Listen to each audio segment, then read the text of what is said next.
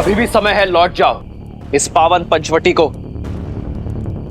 तुम्हारे रक्त से रंगना नहीं चाहता मैं। सत्य कहा।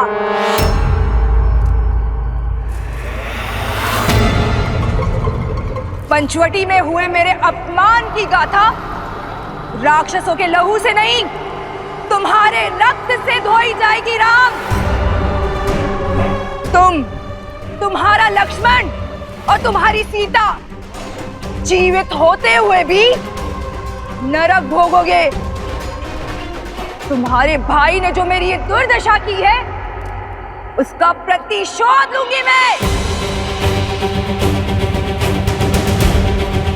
बुलाओ, बुलाओ उस कायर को। कहीं वो सीता की सुरक्षा में तो व्यस्त नहीं? कोई बात नहीं, मेरे सैनिक तुम्हारा और लक्ष्मण का संहार करके सीता को मुझे सौंपेंगे। और मेरी इस दुर्दशा के कारण की मैं ऐसी दुर्दशा करूंगी कि संपूर्ण संसार इसको स्मरण रखेगा।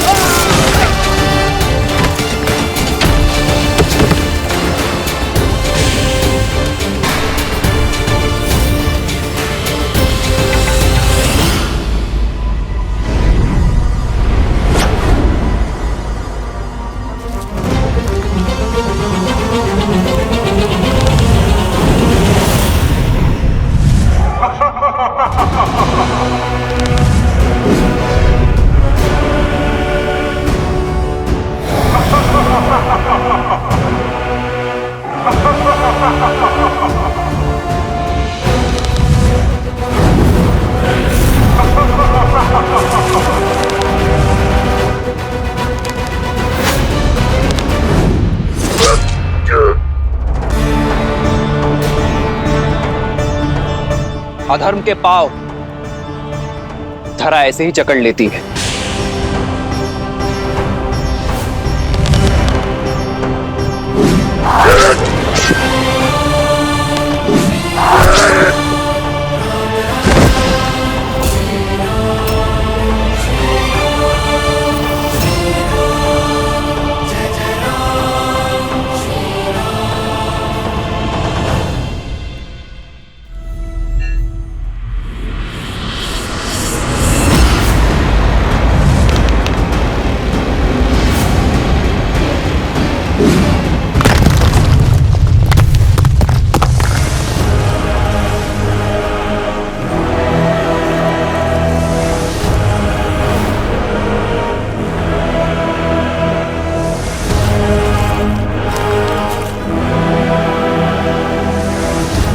परमपति के नाशक, अब तेरा नाश मेरे हाथों होगा।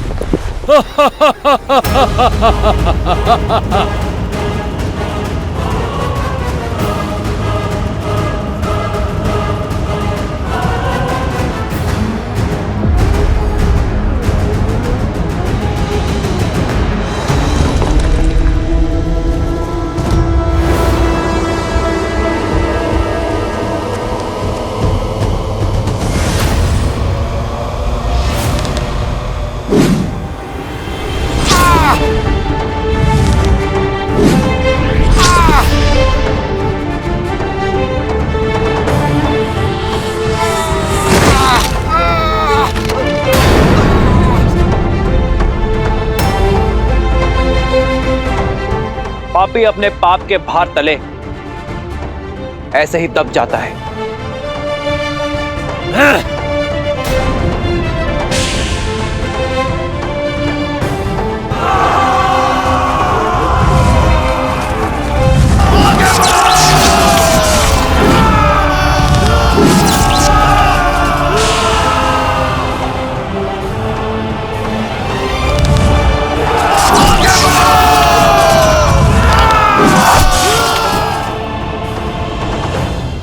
ऋषिराम, अब बल का नहीं बुद्धि का प्रयोग करो। अपनी शक्तियां लगाकर पता करो कि इस राम ने उस सीता को कहां छुपा के रखा है।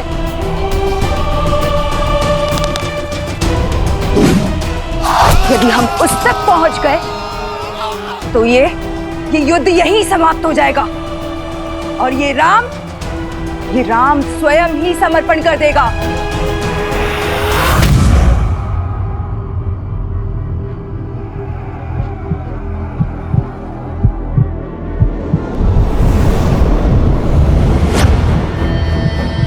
हे माता, आर्या की रक्षा करना।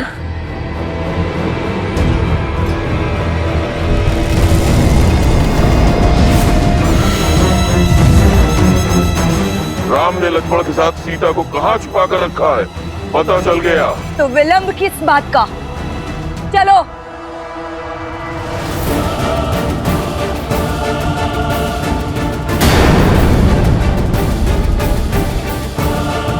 ये तो गुफा की ओर जा रहे हैं। इन्हें सीता तक पहुंचने से रोकना होगा।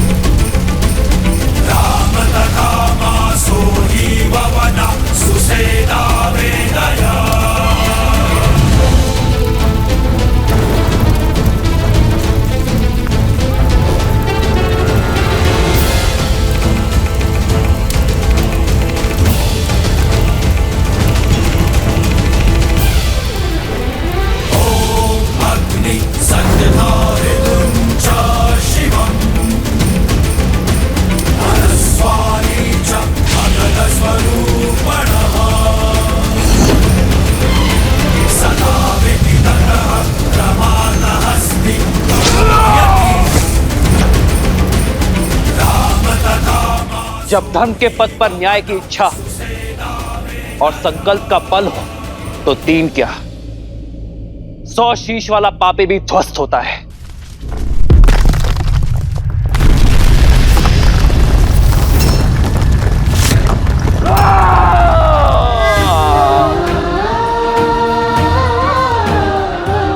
लक्ष्मण भैया, बाहर इतना कोलाहल हो रहा है, सब ठीक तो है ना? भाभी माँ, वहां राम भैया है जिनके समक्ष स्वयं काल तक टिक नहीं सकता। तो अब थोड़ा कोलाहल तो होगा ही ना। आप निश्चिंत रहिए।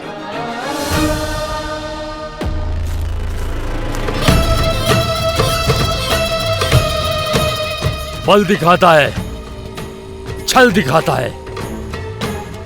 मर्यादा पुरुषोत्तम कहलाने वाले श्री राम, खंडित होगी मर्यादा तेरी, क्योंकि रणभूमि में उतर आया है तो लक्ष्य महान। राम ले बच, तो लक्ष्य के इस विशाल चक्रवात से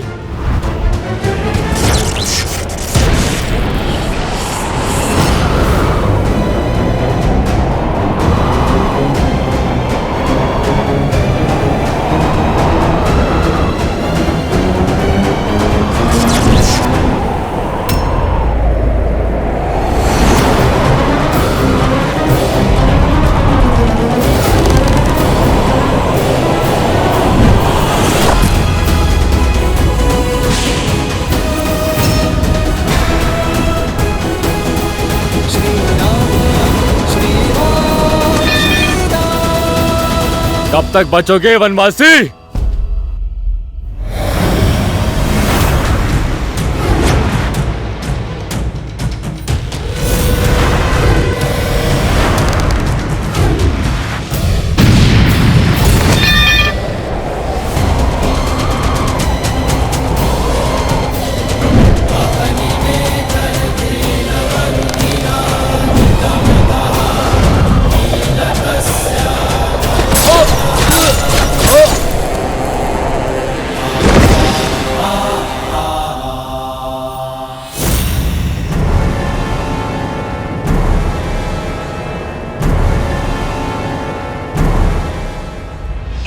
से प्रहार करना बंद करो मूर्खों।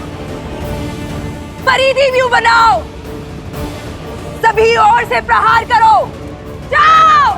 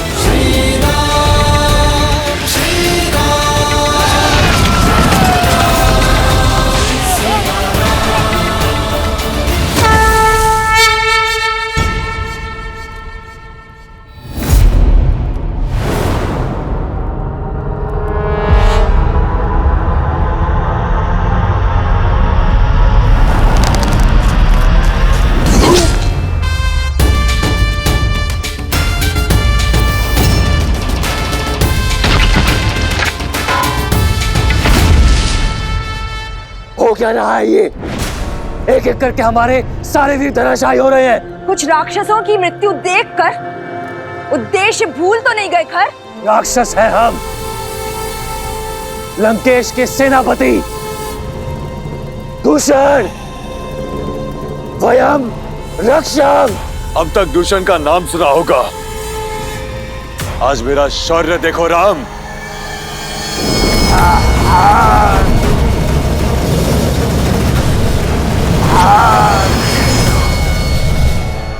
चाहे जितना प्रयास कर लो राम, मेरी मायावी अग्नि तुम्हें भस्म कर ही देगी।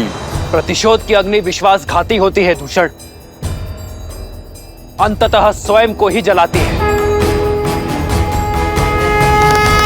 ओम वायवे नमः।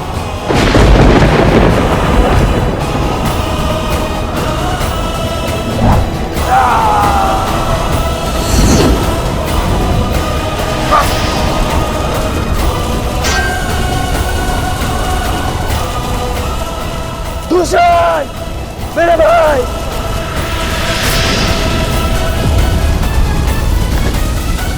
राम।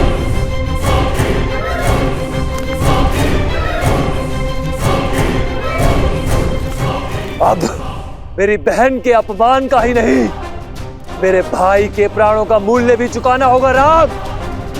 तुम्हारा विनाश तुम्हारे समक्ष खड़ा है। नेत्र खोलो खार और देखो कि विनाश किसके सामने खड़ा है। अभी भी समय है, लौट जाओ और अपने पापों का प्रायश्चित करो, अन्यथा ये प्रतिशोध की ज्वाला तुम्हें भी निगल जाएगी। देखते हैं कौन किसको निगलता है।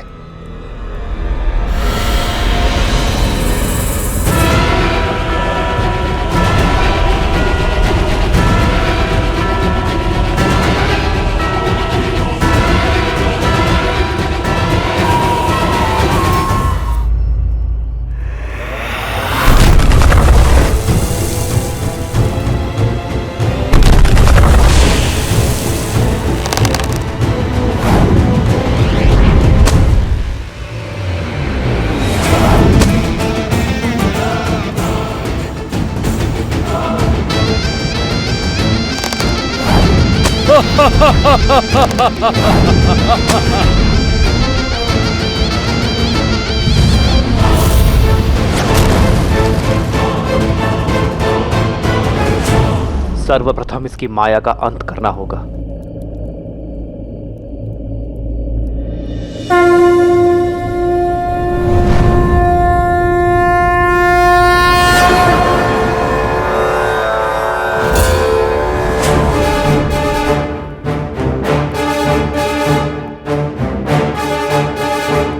विराजयस्त्र विश्वजिते धनाजिते सर्वजिते सत्राजिते ताउर्वराजिते अश्वजिते गोजिते अब्जिते हरिंद्राय सोमम यजातया हर्यतम।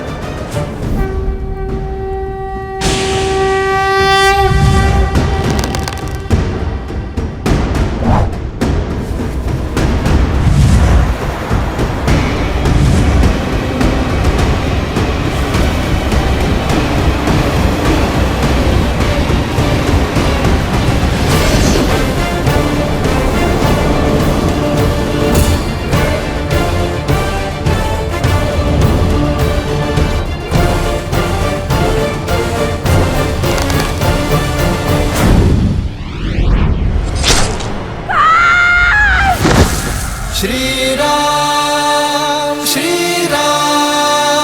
जय जय राम श्री राम। अभी ये युद्ध समाप्त नहीं हुआ है राम।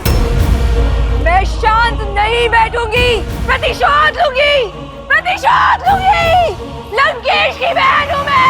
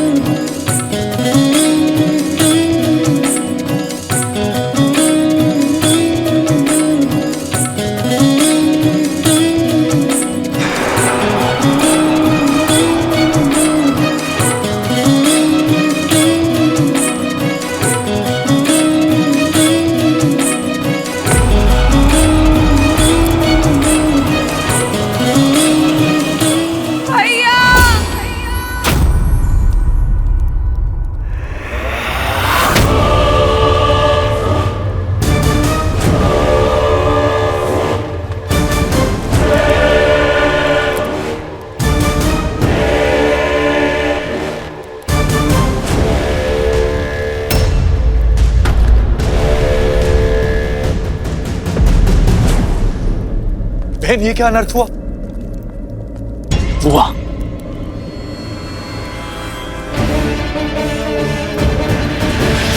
ये क्या अनर्थ हुआ?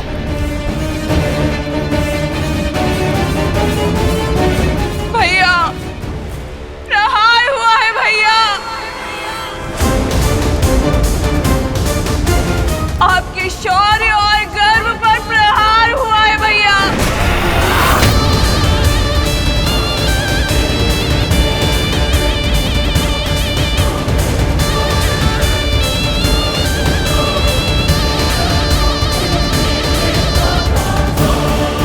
जिस बहन ने आपके लिए अपने पति को खो देने का शौक तक नहीं बनाया,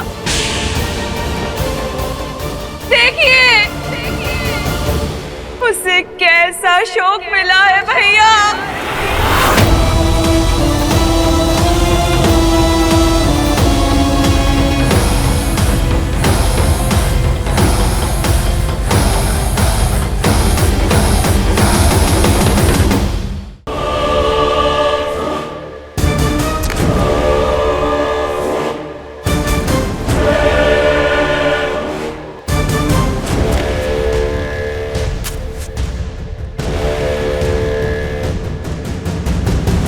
भैया,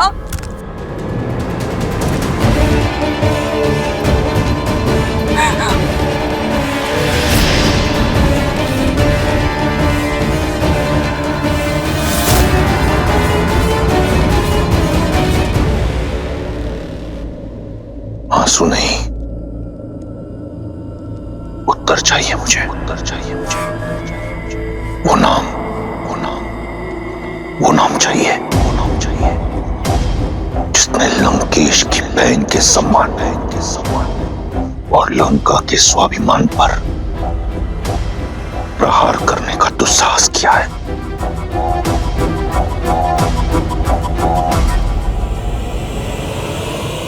और मुझे प्रतिकार, उस उद्दंडी का संहार, उस राम का सर्वनाश चाहिए मुझे भैया।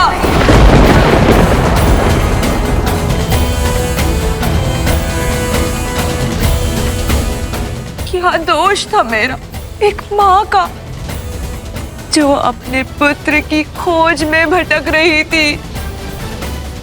क्या दोष था मेरे शंभू का, मेरे पुत्र का, जो बिना किसी भूल के मृत्यु दंड का भागी हो गया भैया?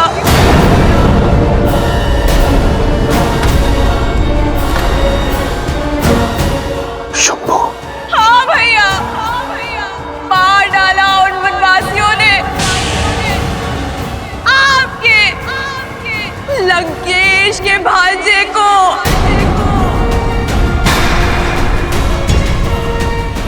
मेरे रूप के साथ साथ मेरी आत्मा भी छलनी कर दी उन लोगों ने भैया। जब दंडक में ये सब हो रहा था तो क्या कर और दूषण मौन थे? नहीं भैया, वो मौन नहीं थे, किंतु अब वो सदा सदा के लिए मौन हो गए हैं भैया।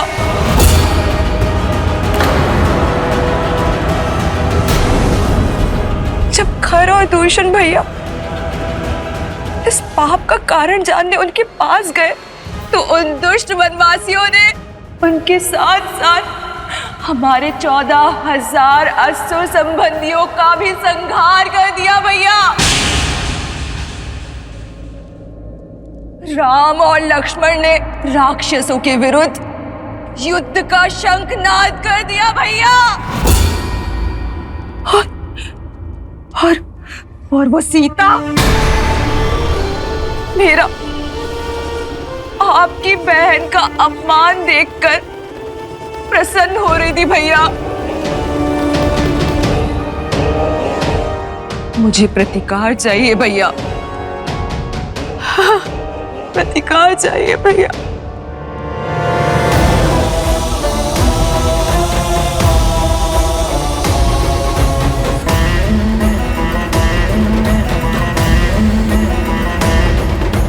तुम्हें प्रतिकार से पहले उपचार की आवश्यकता है शूर्पणखा। इससे पहले कि तुम्हारे मन के घाव भरे, आवश्यक है कि तुम्हारे शरीर के घाव भरे। हमारे राजवैद्य सुसैन अपनी चिकित्सा से तुम्हारे रूप को पुनः लौटा देंगे।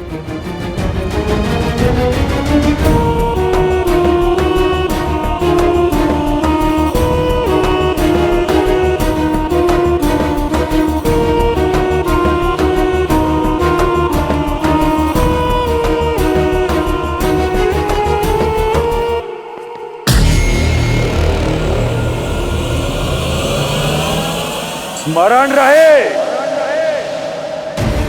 जो इस कक्ष में बीता है उस पर कोई संवाद, कोई चर्चा नहीं होगी। मेरे बहन के इस अपमान की चर्चा अगर इस कक्ष के बाहर निकली तो उस वनवासी से पहले मैं तुम सबके प्राण हर लूंगा।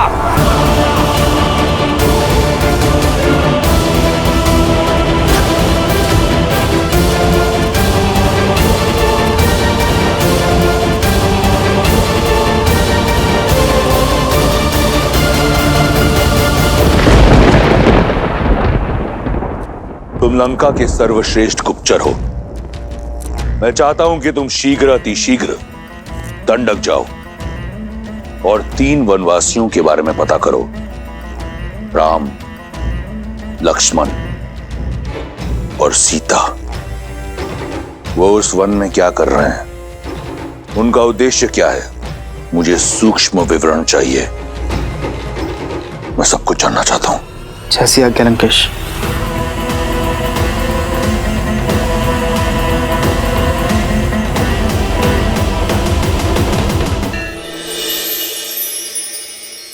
आओ सीते।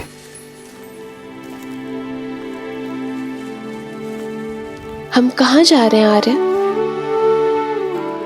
कल जो हुआ उसके बाद तुम्हारे मन में उपजे भय से मैं परिचित हूं सीते।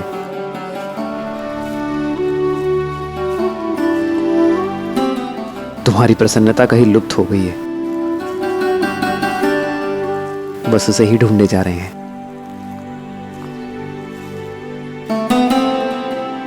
और मुझे विश्वास है कि अपनी सीते की प्रसन्नता में ढूंढ लूंगा।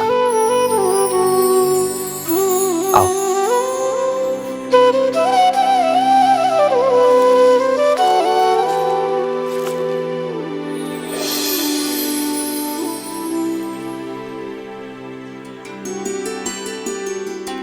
प्रेम समर्पण करुणा ज्ञान से है भरा दो प्यारा नाम।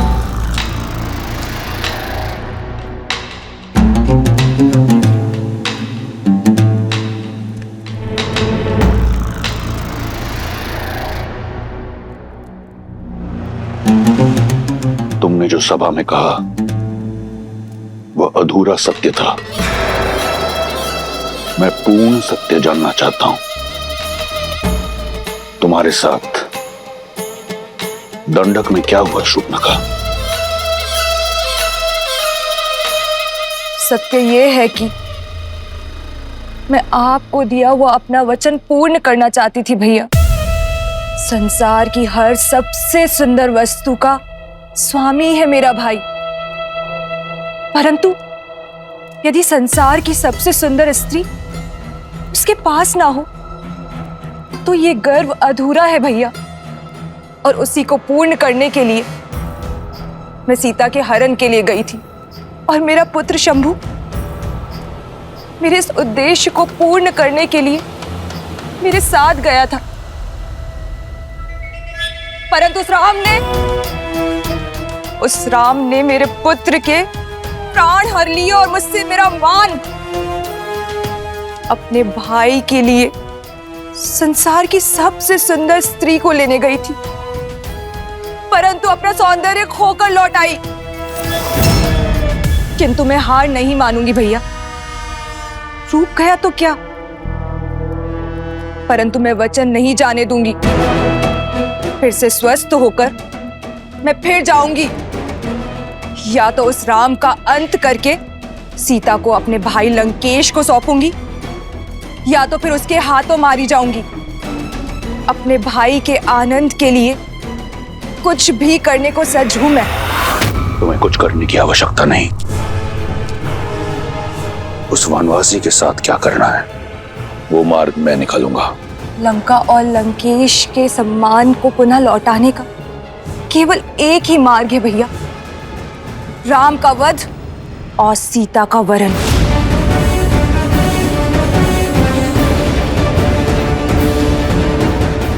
अपने बलिदानों के बदले केवल और केवल अपने भाई की प्रसन्नता चाहती है ये बहन।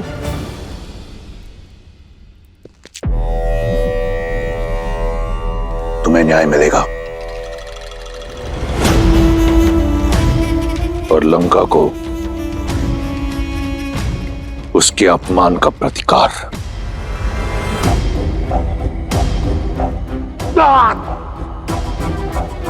जो तुम्हारा नहीं है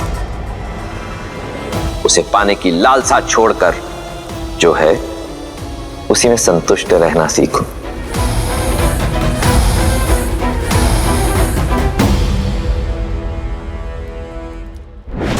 जब मन में संशय का नाद हो तो न्याय का डंका नहीं बजता है। मैं जानती हूं भैया कि महादेव को दिए हुए वचन के कारण आप चिंतित हैं, परंतु अब तो वो भी आड़े नहीं आएगा भैया, क्योंकि अब आप सीता पर दृष्टि नहीं डाल रहे हैं, आप प्रतिशोध ले रहे हैं अपनी बहन और अपने वंश पे किए गए अपमान का। आपके पास उत्तर देने के लिए है महादेव को कि आपकी बहन पर जो अत्याचार हुआ है उसका दंड दे रहे हैं आप राम को, उसके प्राण लेके। एक अबला विधवा का उद्धार करने के लिए उससे विवाह किया।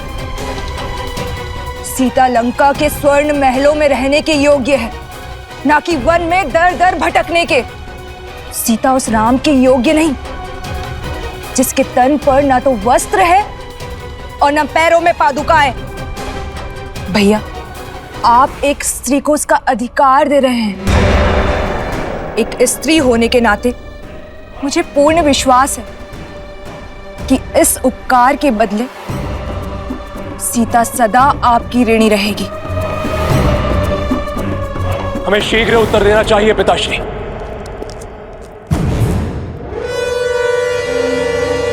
ये प्रहार हमारी कुल की गरिमा पर हुआ है। हम इसका प्रतिशोध अवश्य लेंगे। अब आज्ञा दीजिए पिताश्री, मैं अभी इसी क्षण अपनी सेना को लेकर प्रस्थान करता हूं और राम को उसके किए का दंड देकर आता हूं।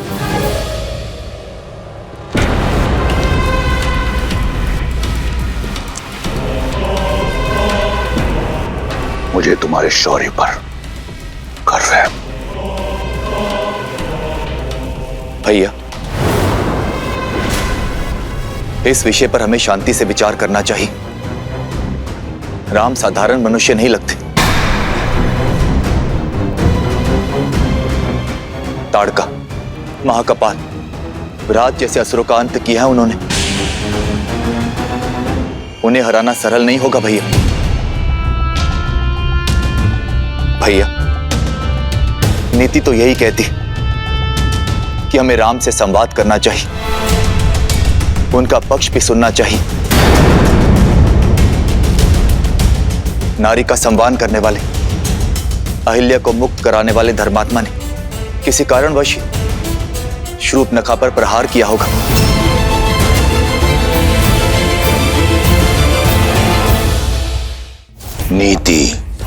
नीति ये नहीं कहती कि तुम उस राम को धर्मात्मा कहो। मूर्ख।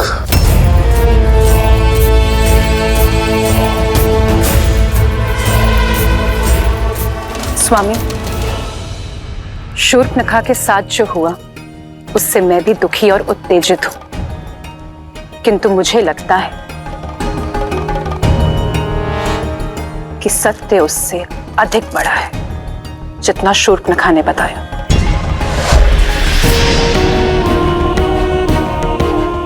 कई ऐसे प्रश्न हैं जिसका उत्तर ही नहीं है। श्रेष्ठ ये होगा कि अब सारी घटना का विस्तार से पता करें और फिर कोई निर्णय लें।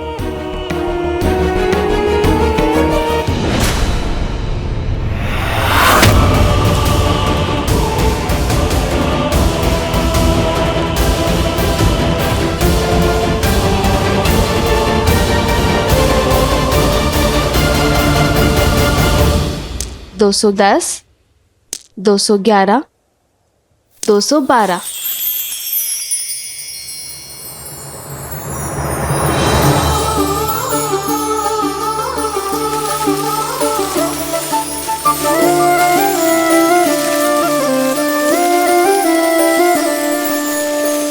जन्म जन्म का है ये संगम, राम रतन सीता वैभव धन।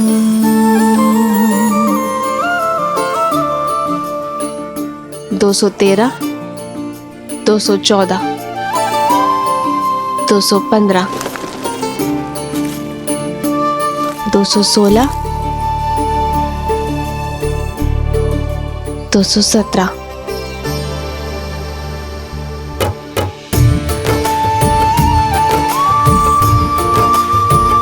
ऐसे किस विशेष कार्य में डूबी हो सीते कि इन सुंदर पुष्पों और राम को ही अनदेखा कर दिया?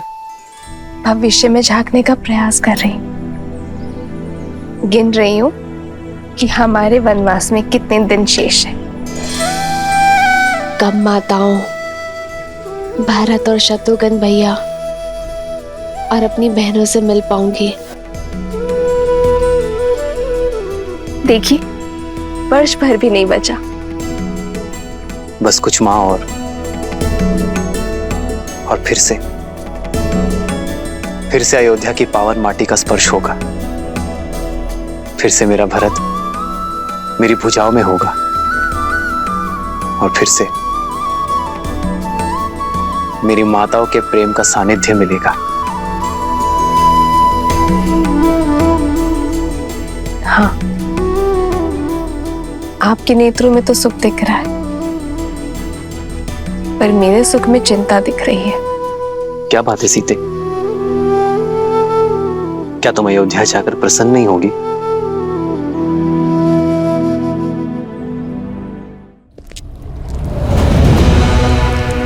इस विशेष कार्य पर जा रहे हैं लंकेश। अचानक कहां प्रस्थान कर रहे हैं? वार शूर्पणखा की नाक पर नहीं, लंका के सम्मान पर हुआ है। लंका और लंकेश के सम्मान को पुनः लौटाने जा रहा हूं। बिना सेना के उसके विरुद्ध लड़ने जा रहे हैं जिसने हमारे 14,000 राक्षस संबंधियों का संहार कर डाला। स्मरण रहे, तुम लंकेश दशानन रावण से बात कर रही हो। वो रावण काल जिसका दास है, जिसकी नाभि में अमृत का वास है। साधारण दिव्यास्त्रों से उस तुच्छ मनुष्य ने 14,000 राक्षसों का संहार किया होगा, परंतु 14 लोगों के स्वामी के समक्ष टिक नहीं पाएगा वो। महाबली गज भी एक छोटी सी चींटी के सामने धराशायी हो जाता है लंकेश। मत भूलिए कि आपके वरदान में मनुष्यों से अभेदान नहीं है। और वो कोई साधारण मनुष्य नहीं है लंकेश। श्रेष्ठ यही होगा कि आप मेघनाथ को साथ लेकर जाइए। आखेट पर श्वान को लेके जाया करते हैं मंदोदरी, सिंह को नहीं। मैं जिस कार्य के लिए जा रहा हूं उसके लिए मेघनाथ की आवश्यकता नहीं, उस श्वान की आवश्यकता है जिसे मैंने इस दिन के लिए पाला है। तो क्या आप युद्ध नहीं करेंगे? तुम्हारी बुद्धि भय से ग्रस्त हो चुकी है। जिस पैनेपन ने मुझे रिझाया था वो कम हो गया है मंदोदरी। अपने राज्य से निष्कासित 2 वनवासियों को लंकेश चुनौती देगा? नहीं। शठे शाठ्यम समाचरेत। जैसा देवता वैसी पूजा, जैसा कर्म वैसा प्रतिकार। उस वनवासी ने मेरी बहन के सम्मान पर प्रहार किया, अब मैं उसके सम्मान पर प्रहार करूंगा। उसने रावण के विरुद्ध अपना शीश उठाया है, मैं समस्त संसार के समक्ष उसके नेत्र झुका दूंगा। उसने ऋषियों की रक्षा का बीड़ा उठाया है, मैं उसे लज्जित कर दूंगा कि वो स्वयं के सम्मान की रक्षा नहीं कर पाया। अब ये युद्ध बाहुबल से नहीं, रणनीति से होगा। आप करने क्या जा रहे हैं लंकेश? हरण।